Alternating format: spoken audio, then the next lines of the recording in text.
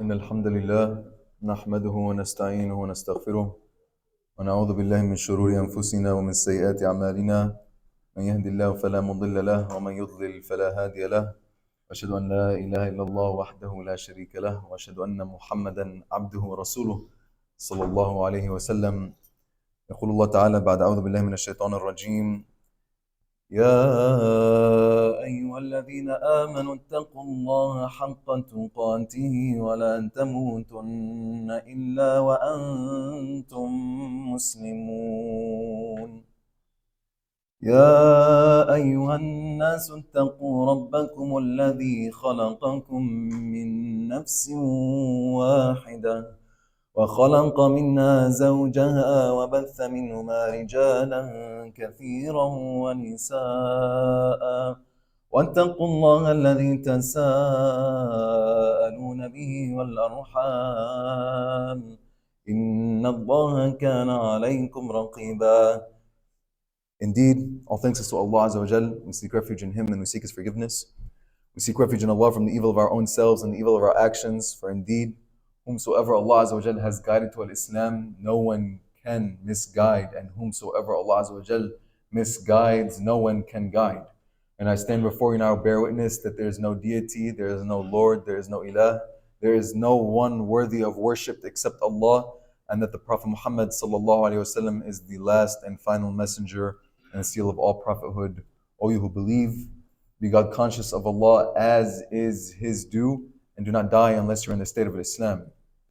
Be God conscious of the Lord who created you from one soul, and from that soul many men and many women, and fear Allah in whose names you appeal to one another and honor family ties. Indeed, Allah is ever over you and I, an observer, a watcher. I want to start by saying how happy I am to see that at the beginning of the khutbah, before it even started, that we had brothers moving forward.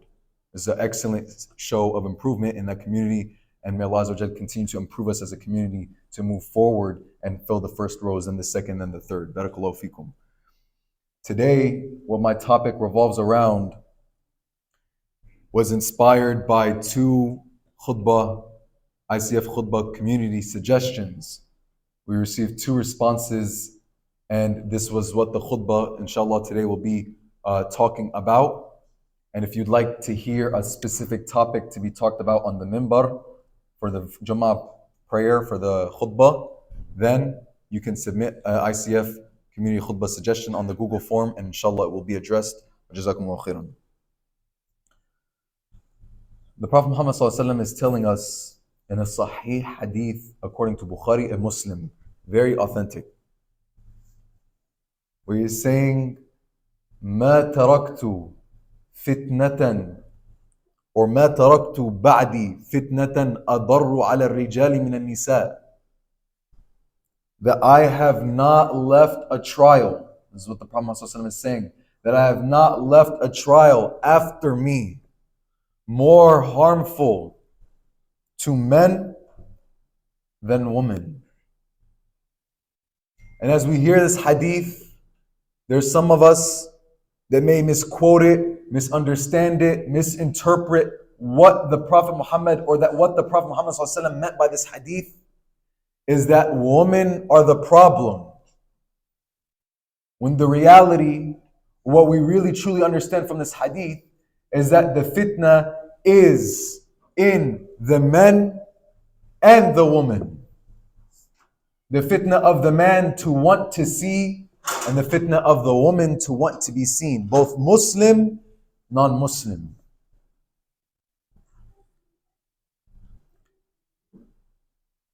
And what I would like to gear my khutbah topic today around is the interaction that we have with the opposite gender, both male to female and female to male, and how Islam addresses this topic. Because not only is this a matter that we need to teach our daughters and our sisters, but equally, if not more importantly, a matter to teach our sons and our brothers.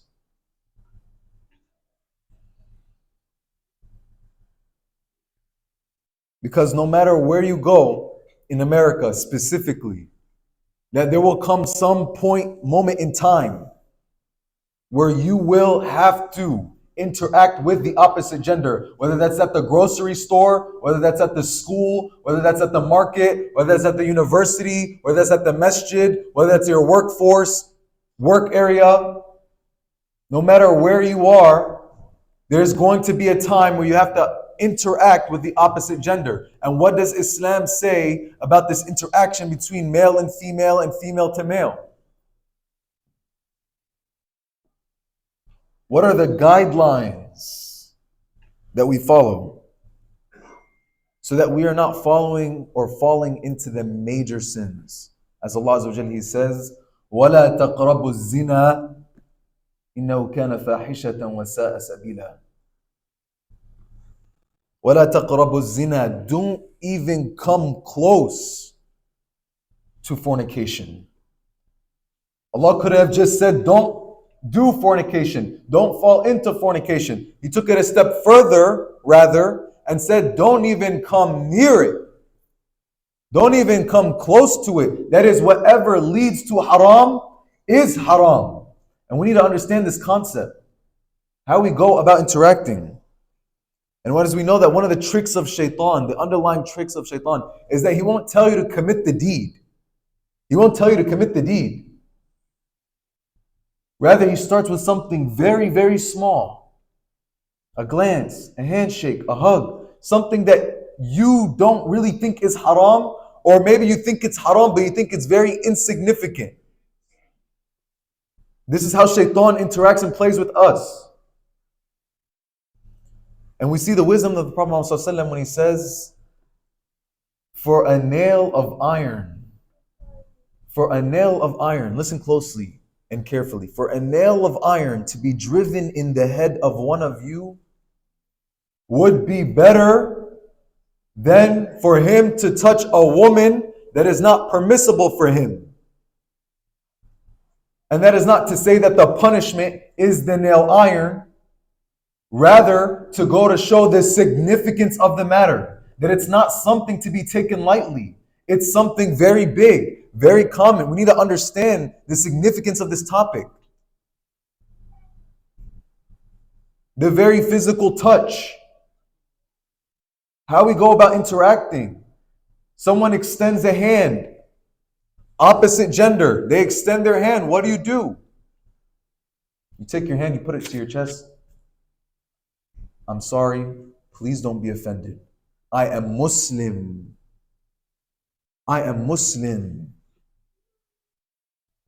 And for religious reasons, we don't shake hands with the opposite gender. And please, and I hope you don't get offended. Now, you flip the script so that hours later, after that interaction has happened, the person is thinking in their mind, male or female, who is this person?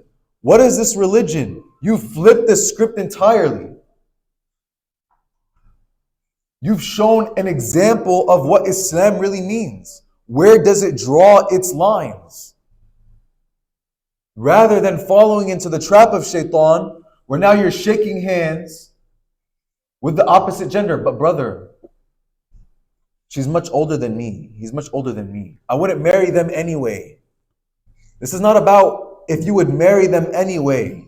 This is about your morals. Your morals, your morale. You let shaitan take 1 inch off, he'll take a mile. So now you're starting with shaking hands with someone you wouldn't really think about marrying, until now you're shaking hands now with older people, now with people who are your age, you're people younger than you, and your morality is completely gone. Where did it go? Shaitan took 1 inch, step by step. And Allah Azza wa Jalla, He warns us. Ya ayyuha alladhina amanu. Oh, you who believe. Male, female, old, young. Ya ayyuha alladhina amanu. Oh, you who believe. La tattabi'u khutuwat ash-shaytan. Do not follow the footsteps of shaitan. Footsteps. Again, he's not going to start with doing the deed. He's going to start with something very small, something very insignificant. But how are we supposed to stay away from the steps of shaitan when we have brothers stepping into the woman's air side, woman stepping into the brother's side.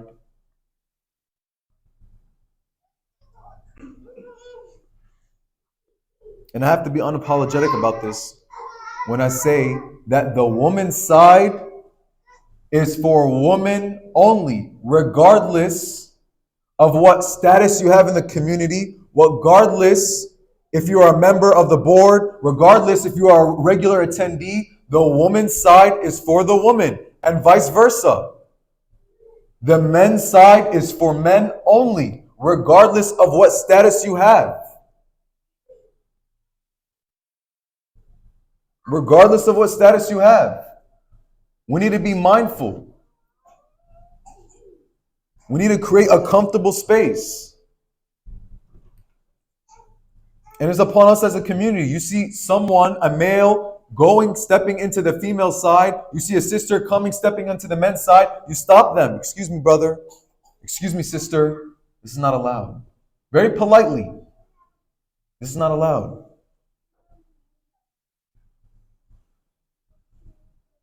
And if so happen that you need something from the sister side, the kitchen area, you need something from the men's side, the closet area, whatever it may be, from the sadaqah box, whatever it may be. You ask a sister, or another fellow sister, you ask another fellow brother on your behalf to go do it for you. Not you take the initiative to go to the other side. There's barriers, there's lines. We have to respect these lines. How we interact with the opposite gender. This is the privacy of your sisters and my sisters. This is the privacy of your daughters and my daughters. The privacy of your mother and my mother. And we need to create this respect for the other side. So that we're all comfortable, both male and female, to come to the masjid. Not having to worry about a sister coming to the other side or men going to the other side. We need to create this safe space, this comfortable space where everyone can come, both male, female, Muslim, not Muslim. And I ask Allah Azza wa Jal to keep us away from the major sins, and I ask Allah Azza wa Jal to make us comfortable, and I ask Allah Azza wa Jal to protect our families. أقول قولي هذا واستغفر الله لي ولكم فاستغفروه إنه هو الغفور الرحيم.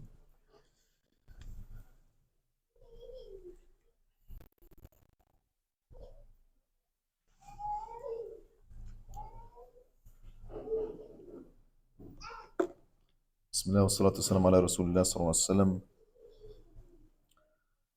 Inshallah, just a couple quick announcements. We'll be having a community cleanup day this Sunday from 10 a.m. to 2 p.m. Join us to help prepare for the ICF schoolhouse. We have our Sunday school will begin the first week of September, inshallah. Registration is open on the ICF website. And we also have tomorrow, the 24th at 1:30 p.m., a youth summer finale. We will have lots of exciting activities planned, brothers ages 12 and up. This is a great time for you to bring your children to show them what the meaning of the masjid is and what the meaning of brotherhood is, and to engage in fun activities and show that the masjid is not just a place for worship, but it's a place for community engagement. All right, this is a great time. Bring your children, have some good time, inshallah.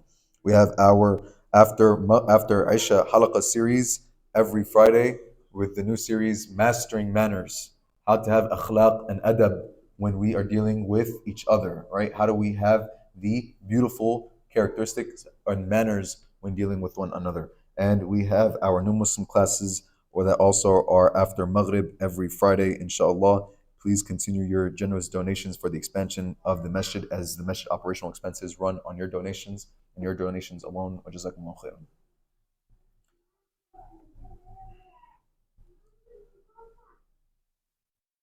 Talking about one side of the topic can create a counter reaction to the dominant narrative.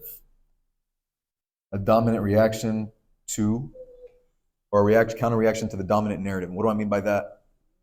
Is that before we get up and walk out of this masjid, after listening to what I have to say, or listening to the khutbah, before we go out, we need to understand the other side of the coin, in dealing with the opposite gender, so that we do not turn out to be, as many do, more strict than what the Prophet Muhammad ﷺ and Allah Azza wa Jal had meant.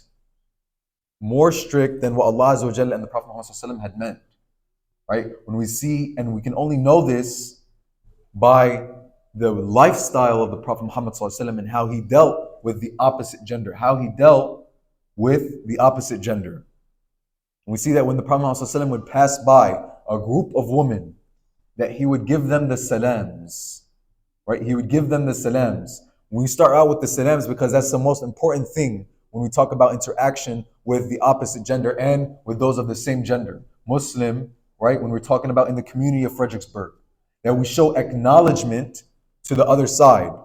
Acknowledgement to the other side. The Prophet ﷺ acknowledged the group of women. He didn't turn his face the other way and pretend they weren't there or didn't exist. They are also human beings, right? He gave them the salams, right? This is the example of the Prophet Muhammad ﷺ that we need to implement in our lives. We need to see the other side of the coin. What are we talking about? What's allowed? What's not allowed? But nowadays we treat the salams as a marriage proposal. The brother gave me salams, so now he wants to get married. When the opposite is true.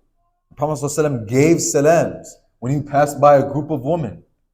He acknowledged their existence. This was the example. I had another scenario pop up where a brother came and asked me, is lowering the gaze meaning putting my head down? The brother thought that as he's walking down the street, he has to have his head consistently down. While the Prophet Muhammad ﷺ is saying in a hadith, and لا تتبع النظرة النظرة فإن لك الأولى وليست لك الآخرة. That do not follow the first glance with a second glance. For you are excused for the first, and you are not excused for the second. That is that you can genuinely look around. But the moment you see something that's attractive, you lower your gaze. And have taqwa in the first look, the look that you stumble upon. Have taqwa, make sure that look doesn't become a stare. This is how the Prophet ﷺ is advising us. You don't have to walk with your head down the whole time, walking down the street. You can walk normally. But the moment you see something that's attractive, the opposite gender, now you lower your gaze. Have the taqwa. Because the first look is for you and the second one is against you.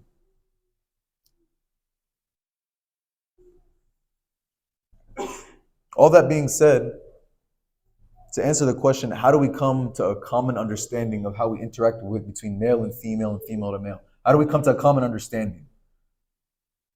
And one of the best things that can be said is to keep it very respectful. Keep it very respectful. What do I mean by respectful? What are we talking about when we say respectful? Acknowledge the other person exists. Give salams. If you have to conversate, don't let the conversation stray from the intended topic. Lower your gaze. Do not touch a woman that's not permissible for you to touch. Do not touch a man that's not permissible for you to touch. When you interact with the opposite gender, have a sense of haya. And what a beautiful characteristic is this haya. What is haya? It's the combination of two words, shame and shyness. Then when you interact with the opposite gender, you have some sense of haya, some sense of shyness. And we take this beautiful characteristic from Zafura, who was soon to be the wife of Musa alayhi salam. And how Allah Azza wa Jalla described her demeanor. When he says, فَجَاءَتْهُ إِحْدَاهُمَا تَمْشِي عَلَى اسْتِحْيَاءٍ قَالَتْ. How when one of the two sisters had come to him, bashful.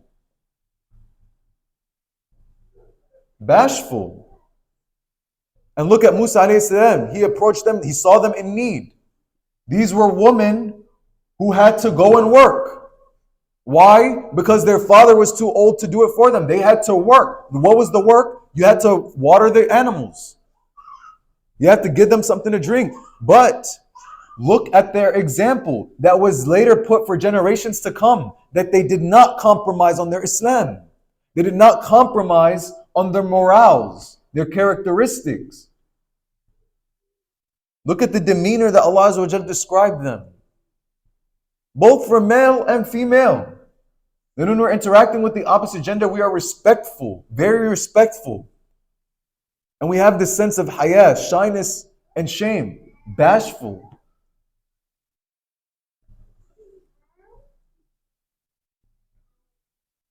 And the same goes for us. We should not compromise our Islam, our character, our morals, our deen to impress someone else. Rather, you focus on impressing Allah Azza wa Jal, you'll find the rest of the people, everyone else is now gravitating towards you. But you make your focus impressing the people, that you'll find the very contradictory thing that happens. Something else happens that you'll find the people now they hate you. We need to focus on creating a safe space, a comfortable place here at the masjid, and we need to learn and implement how we interact with the opposite gender, both within the community and outside the community, outside of the masjid. Both male, female, female to male, Muslim, non-Muslim. And I ask Allah Azza wa Jal to increase us in haya. I ask Allah Azza wa Jal to keep us away from this zina. And I ask Allah Azza wa Jal to increase our dignity and our honor. And I ask Allah Azza wa Jal to marry all the single Muslims here with righteous spouses that will be the coolness to their eyes. And I ask Allah Azza wa Jal to help all our brothers who are suffering around the world, those who are suffering in China, those who are suffering in Palestine, those who are suffering all around the world. May Allah Azza wa Jal help them and destroy their oppressors. Ibadallah, inna Allah ya'muru bil adli wal ihsani wa ita'i dhil qurba wa yanha 'anil fahsha'i wal munkari wal baghi ya'idukum la'allakum tadhakkarun. فاذكروا الله العظيم يذكركم واشكروه يزدكم واستغفروه يغفر لكم واتقوه يجعل لكم من أمركم مخرجا وأقم الصلاة.